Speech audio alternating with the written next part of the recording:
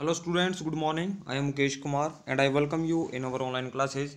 So dear students, जैसा कि कल हमने पार्ट 1 जो था इसका लेसन का फिनिश कर लिया था, a gift of chapels 7th class का जो हनी कॉम जो बुक आपका उसी में से। तो आज इसका हम सेकंड पार्ट शुरू करने वाले हैं। तो शुरू करते हैं बच्चों। अब देखिए लास्ट में जो हमने पढ़ा था कि जो रवि है वो उसी के बारे में, जो किटन है उसी के बारे में एक्सप्लेन करता रहता है, उसी के बारे में बात करता रहता है। तभी उनको क्या करें, आवाज़ आती है कुछ अलग सी, एक विंडो है उसके साथ में कुछ आवाज़ आ रही है। तो रवि एक्सप्लेन करता है कि that's lovely Lali learning to play the violin, कि वो वायलिन बजाने को सीख रही है, उसी की आवाज़ है ये। तो इसे क्वेश्चन आंसर भी 5 तक हम कर लिए थे। कल मैंने आपको क्वेश्चन आंसर भेजे थे 1 to 5 ही भेज दिए थे, जिससे कि अगर कुछ बच्चों ने नहीं किए थे तो वो भी फुलफिल कर लेते। ठीक है, जिन्होंने 2 किए थे तो वो आगे 3 इन्होंने करने थे, लेकिन टोटल 5 आपको करने ही थे पहले से 1 से लेकर 5 तक। ठीक है, कहीं दोबारा मत कर लेना, एक ही बार करना वो सारा। आगे है, मृदु crept up to the window. Lali was sitting a little distance away, awkwardly holding her violin and boasting, her elbow justing out and her eyes glazed with concentration. अब देखिए जो मृदु है वो थोड़ा सा हल्की सी सरकना होता है, क्रैप्ट मतलब। ठीक है, तो थोड़ा सा सरक के वो विंडो की तरफ गई, तो वहाँ पर जो लाली थी वो बैठी हुई थी थोड़ी सी दूर पे। ठीक है, वहाँ दीवार से मतलब जो विंडो से थोड़ी सी आगे बैठी हुई थी। ऑकवर्डली क्या होता है, अटपटे ढंग से, उसने अटपटे ढंग से वॉयलिन पकड़ी हुई थी। एंड बो स्ट्रिंग क्या होता है, स्ट्रिंग एक मतलब तार को बोला जाता है, बो मतलब जिस छड़ी के ऊपर उस तार को बांधा जाता है। आपको मैं बता देता हूँ वॉयलिन क्या होता है, फिर बाद में प्रॉब्लम नहीं रहेगी। ये देखिए, ये जो सीख रहे हैं इस तरफ ये गुरुजी बैठे हैं इनके, और ये जो है लाली बैठी है इस तरफ। ये बच्चे हैं, रवि है, मृदु है, और एक इसके साथ ही थी लड़की। ठीक है, मीना। तो ये लाली है, ये बैठी है, और ये वॉयलिन है। ये बोस्टिंग होता है, ये जो इस लड़के ने अपने हाथ में ये छड़ी पकड़ी है, ये वॉयलिन नीचे वाला होता है। अब आगे देखते हैं, इसमें थोड़ा अब आपको प्रॉब्लम नहीं रहेगी। तो उसने ऑकवर्डली तरीके से पकड़ा हुआ था, मतलब अटपटे ढंग से उसने उस वॉयलिन को पकड़ा हुआ था। हर एल्बोज जुटिंग आउट, जुटिंग होता है मुड़ना, उसके एल्बोज मुड़े हुए थे, उसकी आंखें जो थी वो चमक रही थी विद कंसंट्रेशन। कंसंट्रेशन मतलब एकाग्रता से, वो बड़ा एकाग्र होने की कोशिश कर रही थी, जैसे उसके गुरुजी उसको बता रहे थे। इन फ्रंट ऑफ हर, उसके बिल्कुल सामने, with most of his back to the window, और उसकी जो मतलब पीठ विंडो की तरफ थी, मतलब ठीक है, जो उसके गुरुजी हैं उसका फेस तो लाली के सामने है, लेकिन उसकी जो पीठ है वो विंडो से दिखाई दे रही है। Was the bony figure of the music master, ये जो फिगर था ये बोनी होता मतलब बोन हड्डी को बोला जाए, तो हड्डियों का जो ढांचा जो था, जो फिगर था, वो उनकी म्यूजिक मास्टर मतलब पतली सी थी वो। He had a mostly bald head with a fringe of oil black hair falling around his ears and an old fashioned tuft। और वो मतलब ज़्यादातर गंजे ही थे, और जो उनके बाल जो थे रहे, कुछ एक बाल जो थे ना वो तेल से बिल्कुल गिले हुए थे, और जो कि उनके कानों की तरफ पड़ रहे थे, उनके कानों पर पड़ रहे थे। ठीक है, और एक ओल्ड फैशन टफ्ट थी। टफ्ट किसको बोला जाता है, चोटी को बोला जाता है, जो कि नॉर्मल सी बात रखा जाता है। ठीक है, वैसे टफ्ट होता है वो घास या पंखों का गुच्छा, उसको बोला जाता है, लेकिन यहाँ पर हमारे जो इंडिया के अंदर जो चोटी ही रखी जाती है तो उसी को बोला जाता है। ठीक है, ए गोल्ड चेन ग्लेम्ड अराउंड हिज लेदरली नेक, एक गोल्ड चेन, एक सोने की जो चेन थी, ग्लेम्ड मतलब चमकना, तो वो चमक रही थी उसके गर्दन के चारों तरफ। And a diamond ring glittered on his hand as it glided up and down the stem of the violin, और उसके हाथ में एक डायमंड रिंग थी। ठीक है, एक अंगूठी थी हीरे की, जो कि हाथों में चमक रही थी, जैसे वो वॉयलिन का जो स्टेम है उसके ऊपर नीचे अपना हाथ करते, मतलब उसको बजाते वक्त, उसको प्ले करते वक्त जब वो हाथ ऊपर नीचे हो रहे तो वो चमक रही थी। A large foot stuck out from beneath his gold bordered vesty edge and he was beating time on the floor with the scrawny big toe।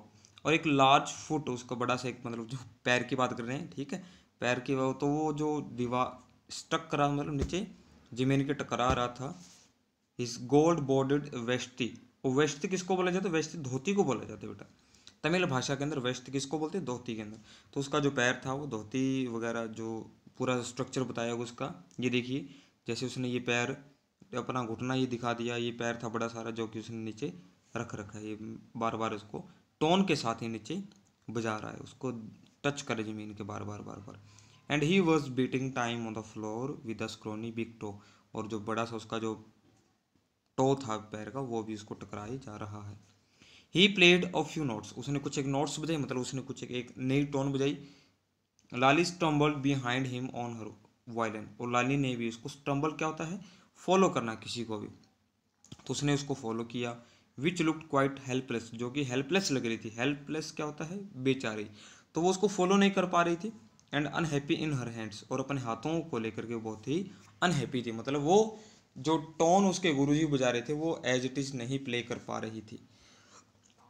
What a difference, क्या अलग है। The music master's note seems to float up and settle perfectly into the invisible tracks of the melody, जो music master के जो note थे वो ऐसा लग रहा था कि वो फ्लोट अप हो रहे हैं, वो बह रहे हों into the invisible track of the melody.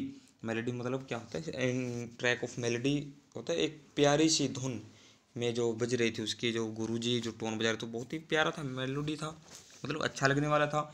It was like the wheels of a train fitting smoothly into the rails and whizzing along as Ravi said, जैसा कि रवि ने बताया कि उनके जो गुरुजी हैं वो जो टोन बजा रहे हैं वो ऐसा लग रहा है कि जैसे कोई रेलगाड़ी उसके पहिए स्मूथली किसी ट्रैक के ऊपर चल रहे हों।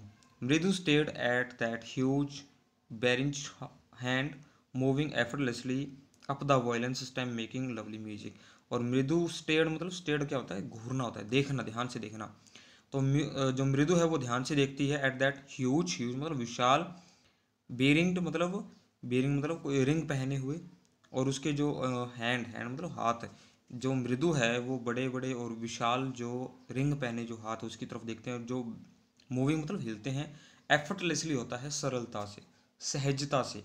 तो गुरुजी के जो हाथ हैं, जो वायलिन जो मास्टर है उसके जो हाथ, जब उसने देखा कि वो एफर्टलेसली इधर उधर बह रहे हैं और इतनी मेलोडियस, इतनी जो प्यारी सी धुन उसमें से निकल रही है, तो वो उसकी तरफ देख रहे हैं, मेकिंग लवली म्यूजिक, और वो बहुत ही प्यारी सी आवाज़ बना रही है। स्क्वैक, देयर वाज ए लालिस डी रेलिंग अगेन, अब देखिए जो स्क्वैक, फिर एक आवाज़ आती है, और लाली ने फिर डी रेलिंग करना, डी रेलिंग मतलब क्या होता है, पटरी का रास्ते से उतरना, वरना पटरी जो गाड़ी होती है ना, पटरी से उतर जाना, ठीक है। तो उसका मतलब ये है कि जो लाली फिर उसने एक अलग टोन बजाई, मतलब उसने फॉलो नहीं किया ढंग से उस चीज़ को, सही से नोट्स नहीं बजाए।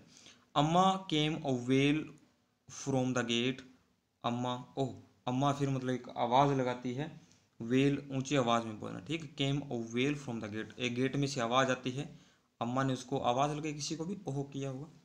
Ravi send the beggar Ravi, अब अम्मा ने क्या आवाज़ लगाई कि रवि की जो बैगर है, जो भिखारी, उसको बाहर भगा दी। Cried his mother from the back veranda, उसकी माँ चिल्लाई पीछे, मतलब वरांडा मतलब घर के पीछे के एरिए से।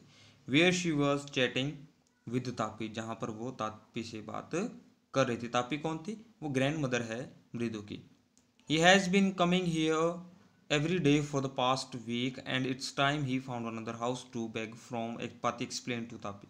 अब देखिए पाती है, उसने एक्सप्लेन किया तापी को, कहा कि ये यहाँ पर पिछले लगभग एक वीक से ही आ रहा है, तो ये जो समय है मतलब आप इसको चेंज कर लेना चाहिए और किसी घर में भी मांगना चाहिए।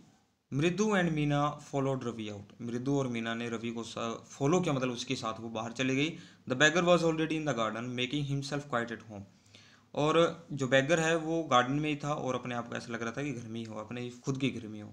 He had spread his upper cloth under the Neem tree, upper cloth मतलब उसने जो शरीर के ऊपर जो कपड़ा ओढ़ रखा था, कोई चादर वगैरह थी, तो उसने क्या उतारा नीचे, और नीचे नीम का जो पेड़ था उसके नीचे उसने फैला दिया। And was leaning against it's trunk, और ट्रंक मतलब क्या होता है, तना होता है, तो जो पेड़ का जो तना था उसके पास वो बैठ जाता है उसको लगा करके अपेरेंटली। और इसके अलावा prepare to take a little snooze while he waited for the alms to appear, उसके पास वो लेट जाता है, और फिर इसके अलावा वो क्या करता है कि थोड़ी सी नींद की झपकी लेने के लिए, स्नूज होता है नींद की झपकी, टेक अ लिटिल स्नूज मतलब वो सोच रहा है कि थोड़ा सा हल्की सी नींद ले लेता हूँ, इतने में कोई आल्म्स लेके आ जाएगा। आल्म्स से होता है दान, भिक्षा, या जो जो भी मतलब आप दान पुण्य करते हो ना, तो वो वाला है, तो दान देने के लिए कोई आ जाएगा। गो अवे सैड रवि स्टोनली, स्टोनली होता है सख्ती से, बड़ी कर्कश आवाज़ में कहा, उसने चिल्ला के कहा, गुस्से में कहा कि यहाँ से चले जाओ।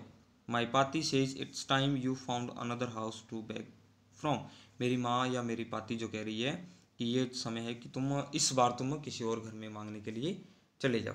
तो प्यारे विद्यार्थी, इतना काफ़ी है मेरे हिसाब से, तो बहुत बड़ी वीडियो बन के 10 मिनट की होगी, बहुत बड़ी है, इतना बहुत है। बाकी हम कल करते हैं। Thank you, have a nice day.